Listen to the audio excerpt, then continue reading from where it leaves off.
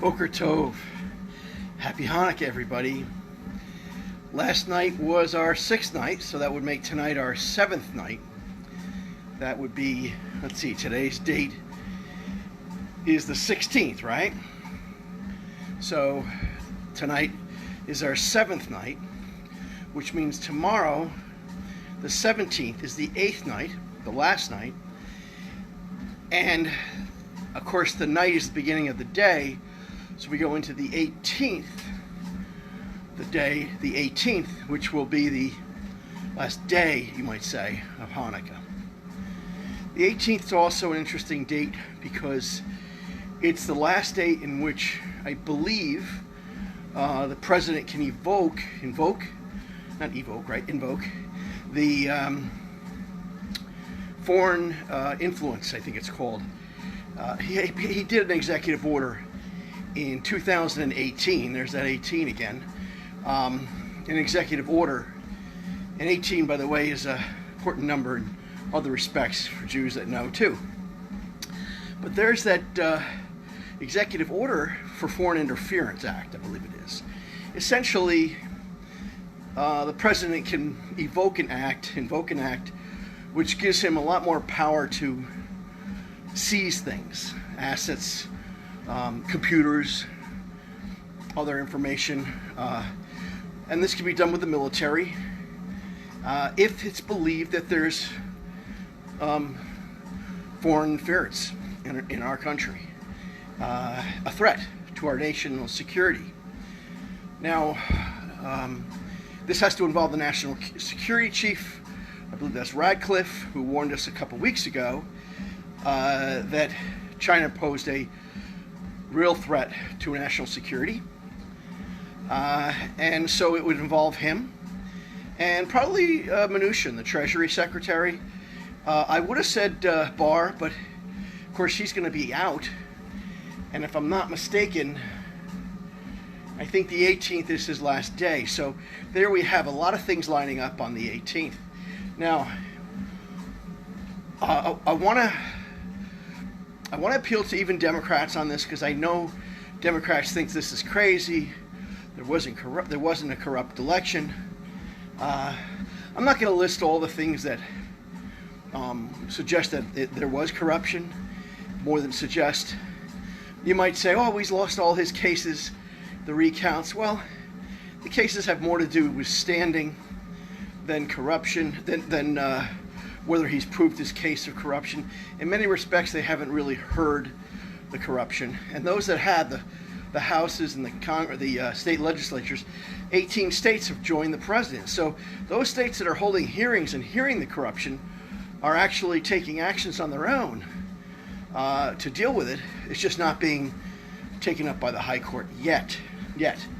Now, interestingly, if the president does this, we might expect there to be just bizarro disorder. So this might not be a bad time to stock up, because you could realistically expect that the riots you've seen in cities like Minneapolis and Washington, D.C., and Seattle, and Pittsburgh, I should say Philadelphia, and elsewhere, may be dwarfed by what we could see if the president takes this action. And of course, that would lead to the potential for declaring the what's it called? The Sedition Act or martial law as well. So you could see troops, guards in these areas. Now, of course, the troops and even the police are going to be quite supportive of Trump if he has a legitimate legal case. And it would seem that he does have these constitutional powers. Invoking them will be unprecedented. In effect, we're going to war. In effect, that would be kind of like going to war. Only who are you going to war with? Well, in a way, you're going to war with yourself. You could call this a revolution. And in a way, what's the what's the war against? I mean, what are we fighting against? Well, if the actions are taken to prove that the Chinese powers, the CCP, was acting in our government, and there's just more and more evidence of that, then you're going against an evil force present in your own nation. What does this remind you of? This ought to remind you of slavery and Lincoln. You see, these were Americans back then, right? The South, these were American states. We went to war against ourselves to rid ourselves of the evil of slavery. In a modern sense, there's certainly a lot of slavery. But in a modern sense, the CCP enslaves its people. I don't have to give you all the proof of that. If you don't know this, you've just closed your eyes to it. So if the CCP is as embedded in America in a way as slavery was during Lincoln's time, then President Trump is going to war, revolutionary war, to rid us of the existential threat of China, the CCP really, because the Chinese people are good people. They're enslaved. They're suffering way worse than we are, okay? But that's what would be happening. It would be a revolutionary war, not to break up the Union. Lincoln didn't go to war to split the country. He went to war to maintain the Union. He knew a divided house can't stand. He went to war to defeat the evils of slavery in order to unite the country. And if Trump does this, it essentially is a revolutionary war against the evils of the Chinese Communist Party in order to unite America. Now, this can all sound like a conspiracy theory to a leftist person, and to somebody who is on the right, conservative, it may or may not sound crazy and conspiratorial. Of course, it's speculation. I'm not here to tell you I had a dream. This is not a prophecy. This is just me, playing it out. I mean, when you hear Trump and other supporters talk about having paths to victory, well, you think they're just simply saying that? They feel that they don't have anything in their minds? If you think that, well, you just hate Trump, because Trump has predicted a lot of things, including a virus vaccine that nobody said could happen. And I could go on and on and on.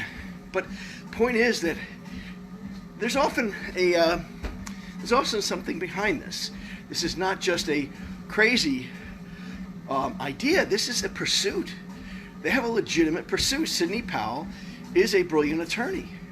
Rudy Giuliani is a brilliant attorney. Radcliffe is also very knowledgeable, and so are others. Pompeo and many others have talked about the threats of the CCP. Okay? You just have to look at what's going on with SolarWinds and Dominion. Swalwell and Weinstein's assistant in her office, and heaven knows what's going on with some of the others in the government.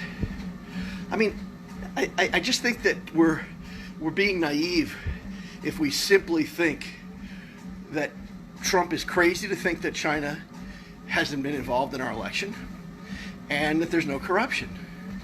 I think you can't discount that. Not totally. And if they have a plan forward, if they have a path to victory, it seems to me that's it. I mean, I don't know what another one would be. And they seem pretty confident that they do. And they've said give it time. So I would say to you that this Shabbat could be pretty spectacular. Who knows? Who knows? I mean, there are some people that do know what they plan to do. We just don't know yet what that is. And I'm giving you a theory. Just a theory.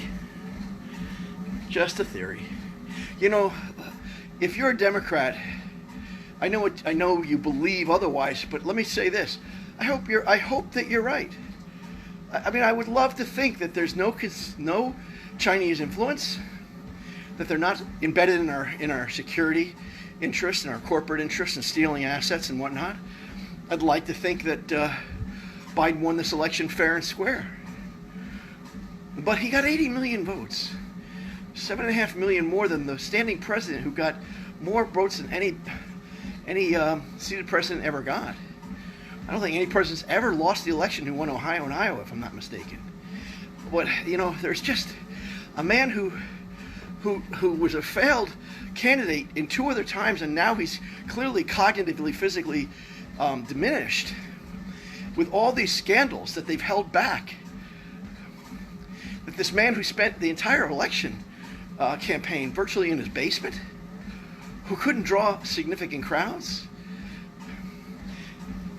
who people don't really like or trust, who has on his ticket the person who didn't have an iota of chance in the primary.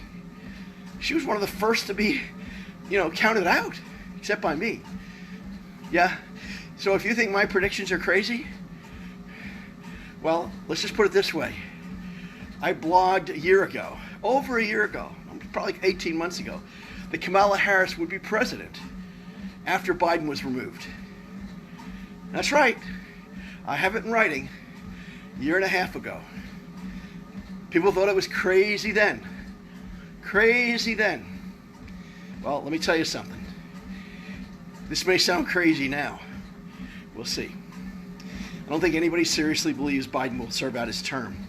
And there's a lot of people who sadly are actually perfectly okay, because all they care about, they would rather have a person who didn't get 1% of the votes in the primary, who dropped out as a horrible failure, who's literally the leftist-most senator, more left than Biden, more left than who's the guy, Bernie Sanders. She's more left than Bernie Sanders. Okay, with a history of some things. Okay, who lost a lot of the black support, by the way, and Hispanic support. That she's going to be the president of the United States. You're okay with that? Then then you're essentially a bigot, because you're putting the idea of a woman as the critical criteria for presidency, which is to say, only a woman. I don't care how inappropriate that woman is, as long as she's a woman. That's beyond being supportive of women's rights. That goes beyond that. It goes well beyond that. When you want a woman purely because she's a woman who has otherwise got a lot of negative marks, and you want her just because she's not the other person, she's not the guy, that's beyond just being a supporter of women. In any event, I think we have more to see, more to happen. And as I always say, stay calm. For me, being calm is scripture, as you know by now. And I'm on my treadmill, so all this bumping up and down is me. It's about 20 degrees outside, so I stayed inside this morning. You take care. Have a good week.